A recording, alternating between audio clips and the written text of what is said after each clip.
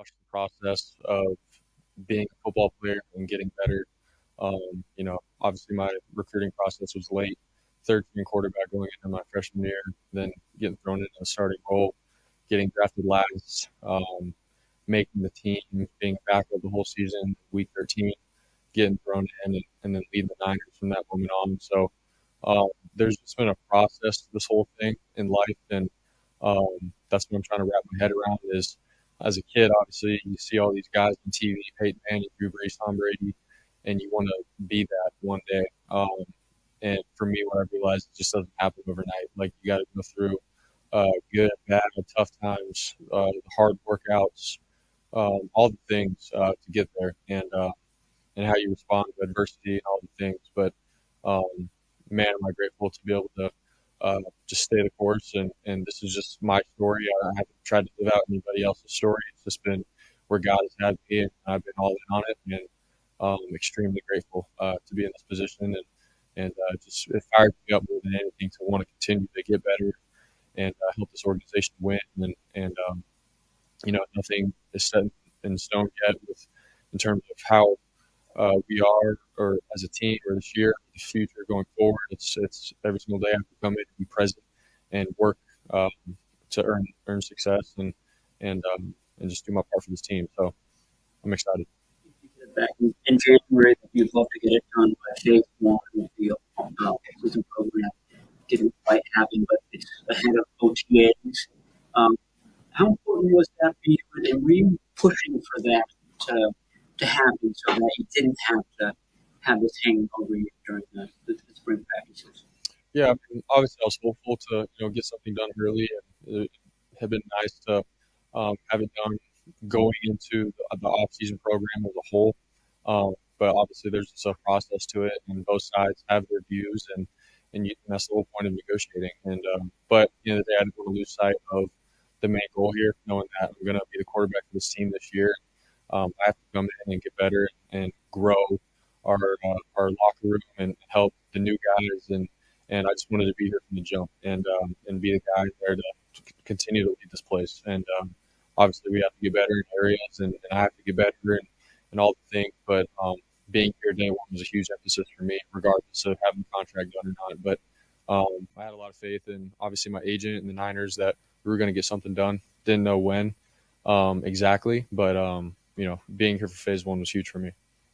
When we last talked to you about 4 months ago, you were going to take a month off from throwing the football, give your arm and shoulder some time to rest. I assume you did that since you're throwing now, but how's that? How's your health? And then, I mean, if you go back 2 years, you weren't even starting your throwing program yet. Does this kind of blow you away that you've come this far in the 2 years since that time, whether you knew where your career was headed?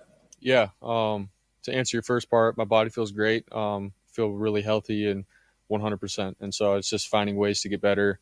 Obviously just with the new guys and running routes and watching the film and applying that to the field with the ways that we can right now.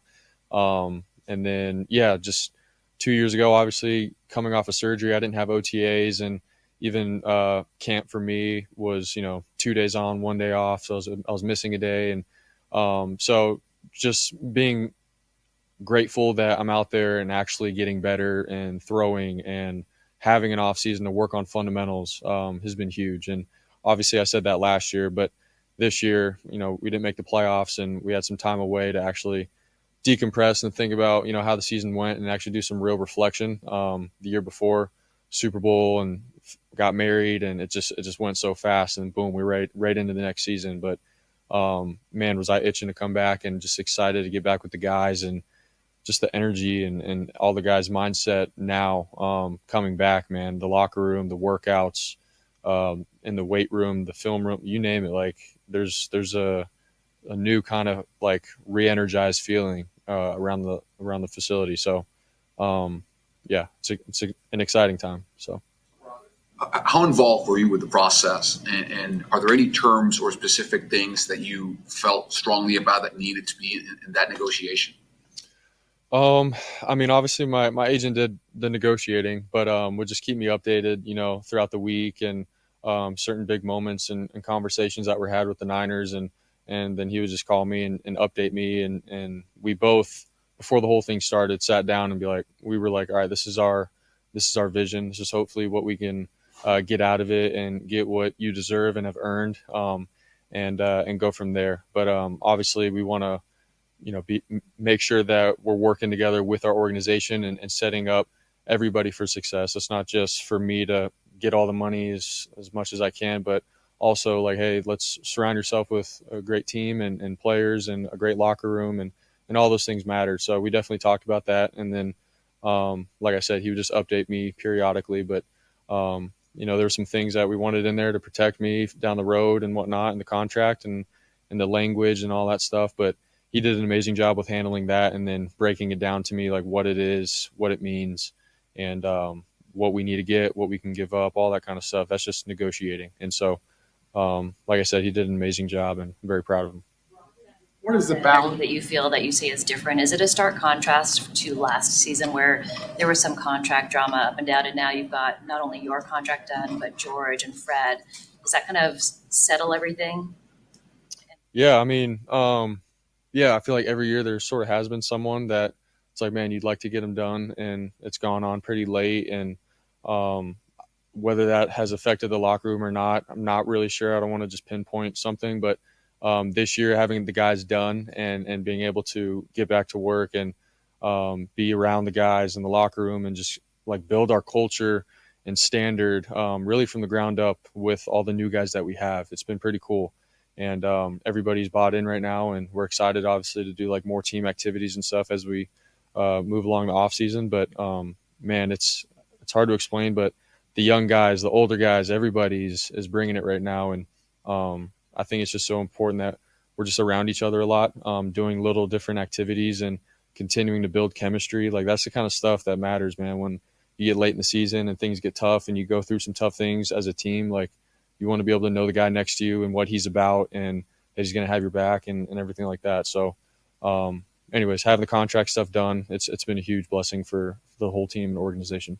You wanted to set everyone up for flexibility. Do you mean you maybe left something on the table in an effort to help roster construction going forward? I think where we ended up was exactly where we needed to be. I'm extremely happy with where we ended, and I know the Niners are too. And with that being said, man, like for me, it's all about football now, and however, obviously they use the cap space and all that kind of stuff. Like that's not my job. My job is to now go and win games and lead this team. And but I'm extremely happy and grateful for where we ended with, and yeah, hopefully that answers your question. Was the no trade clause important to you that it was in there?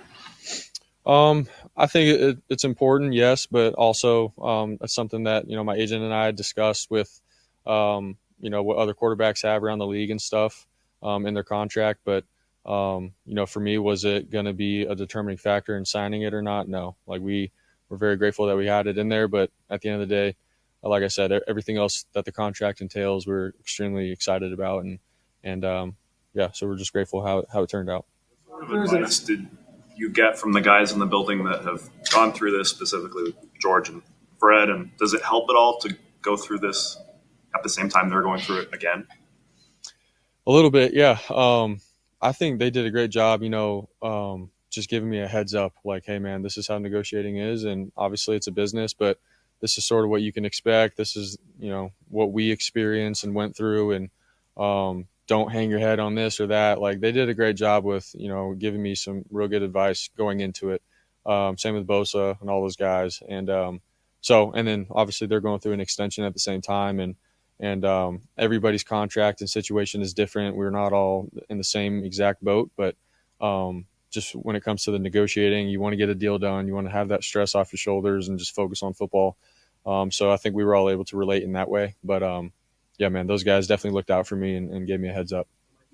Every contract's different, Brock. So what did you learn about the situation, the business, the team, yourself? Yeah, I think, man, I just love playing football. I love getting around the guys in the locker room, and that's what I want to make the main thing. And so something that I learned throughout the process is, hey, man, like how can I, even though we're going through this business side of things, how can I still be present in the locker room and love on these guys and build trust and character within the whole organization, even though this contract negotiation thing is going on. I didn't want to lose who I was throughout all the process. I feel like you you've seen stories and things around the league at times where people can act uncharacteristically and because they might be hearing some things. But for me, what I've learned is it is a business, but that doesn't mean I have to change. I can continue to be who I am and stay true to that and have faith that it'll get done. Brock, there's an idea that you're such a nice guy and been paid relatively little, and that you're so nice that you weren't going to, drag these things out and everything. I mean, is there any element of that? Because at the same time, this is your market. You've earned this. I guess, was there a balance between, hey, I don't want to make this difficult, but I also want to, get what I deserve? Yeah. Man, I have so much respect for everybody in this organization from the top down. And so I think they know who I am and what I'm about. And I don't know if there was a narrative of Brock's going to take a pay cut because he's a nice guy or this or that. But for me, it's, man, I play in the NFL. There's 32 starting quarterbacks, and those guys, it's not the easiest job in the world. And for me, with what I've done and everything, I could hang my hat on the fact that, I've had success in this league and I'm capable of leading an organization all the way to the end, the Super Bowl. I proved that. And so for me, I know who I am, and I'm going to, obviously want to get what I deserve, but also surround myself, like I said, with guys around me and not just try to take every penny for myself. But that's the whole point of negotiating. You go throughout that, you try to meet in the middle ground, and where we ended, man, I'm extremely grateful and happy with. So, yeah. This offseason started with 6 or 7 starters leaving and not a lot coming in. And meanwhile, you got your own negotiations. What were you thinking during that period? Were you communicating with 49ers where you saying, we're going to get to you? This is not across the board cutting. What was kind of the messaging back and forth then? I mean, they all call my agent, and we're definitely talking pretty early. And so for me, I knew that, they know and think that I was a priority at the time, even though there was a lot of changes and turnover happening within the organization and players. So I knew that they were thinking about me and that they were talking to my agent and stuff. But like I said, with the timing of how these contracts and things happen, they don't just happen overnight. Like there's a process to it. And I was just where I was at with my life, being with my wife and training and not trying to get consumed with, I need to get this done by next week or the week after. My mindset was it could take however long it takes, but I need to get better this off season. And obviously I was finding out just like everybody else with my teammates leaving and going to other teams and places. And I was extremely happy for them getting paid and all that kind of stuff. But I also understand that, man, that's the nature of the sport. It's a business, and players go to different places and stuff, and you got to bring in new guys and build up a new culture and team. And that's part of it, but I didn't get consumed by it. Obviously it does, suck when you build up this brotherhood, and, Dre Greenlaw was my locker room partner and, right next to me. And then now he's gone, and it's like, man, that stinks, but it's part of the game. So still trying to comprehend it a little bit. So. And John Lynch, you mentioned earlier that you had big up and down moments throughout the negotiation, being prepared for those. What were 1 or 2 moments along the way that maybe helped you believe it was getting done, or even maybe the opposite way, that it was going to take a while? Yeah, I think, it was just an open communication from the get go. I think, I always had faith that, all right, they started with a very respectable, first offer. And from there, the communication between them and my agent was great. And, they talked a lot, and there was no drama involved. And so for me, I think all those moments added up to be for me, I just had faith that it was going to get done, and that these guys had my back, and that they want to get something done relatively quick and smooth and all that. But and then obviously last week we knew that we were at the number, and we just had to get a couple things figured out within the language of the contract, and that it was going to be a go. And I just didn't know what day that was going to be or whatnot. And sure enough, we were golfing. My wife and I were golfing at the Olympic Club with Jake Brendel and his wife, and we got a text from my agent saying it's done, and answered John Lynch's FaceTime. And so, yes, it was the late course. Yeah. So. Asked about the progress with this deal, and he said there's no guarantee that it would get done. When you heard that, did that surprise you? How did you take that? I mean, it's the truth. You know, you never know with how negotiations go if something's going to be said in a certain way that makes the other party, a little bit frustrated or whatnot. And so it's just the truth. And that's, I didn't take any offense to it at all. Obviously, for me, it was where am I at in the off season? How can I get better? And things are always going to be said in the media that may come off in a certain way, whether it's true or not. And so. Um, I didn't buy into every single thing that people were trying to make it to be. And so obviously I knew like what was real and what was happening behind closed doors because my agent and I were literally talking to them and stuff. So it's all good. Yeah, You, so say you've had a great off season and that you really have embraced things and you want to be coached hard. You really want to get better. Is there something looking back at last year that you can point to that you specifically this off season are trying to improve at? Yeah, I think, man, just fundamentals in general. And I know it sounds, cheesy or whatnot, but just watching the film and stuff, like my footwork and being on point and not getting too comfortable within a situation or game. I actually have gone back and watched a lot of my rookie tape. And when I first got in, how I was on it. And all I knew was what they coached me, my footwork, and where my eyes need to be. And so, sort of sinking back to those fundamentals and applying that to OTAs and the field work every single day and having that fire in me every single rep. And so it's been pretty cool. And then obviously just being around the young guys, man, and them coming in and not knowing a whole lot, like seeing like, hey, this is how the coaches teach it and it works. You got to trust that and go all in on that. So, yeah, the fundamentals. It was the elbow and last season getting past the Super Bowl and then this season the contract. You kind of feel personally, professionally, just a sense of kind of calm and being settled into where you need to be. Yeah, I think, that's just something that I've learned in the NFL, man. There's always going to be something, that you're going to be going through or facing, and it's never going to be perfect. It's never going to be easy. But I know who I am. Like I've said to you guys a million times, like with my faith, and it's bigger than football. But I think knowing that has allowed me to handle all the things that come my way, whether it's a surgery or a contract or losing a big game. I know who I am, and it just fires me up to go and defy the odds after that. And so, yeah, it's just part of it. Is there something fun or special that you thought, hey, when I signed this, I'm going to buy this for my wife, my parents, even yourself? Like, is it a big purchase or something? Maybe it's something small that now you can actually go get. Man, we're still thinking about some stuff. But I don't know. I've always been a big fishing advocate. So I was telling my wife and she's annoyed with me, but I'll say it, but I'd like to get a bass boat one day. So yeah, that'll be my first big purchase. Anyways, thanks guys.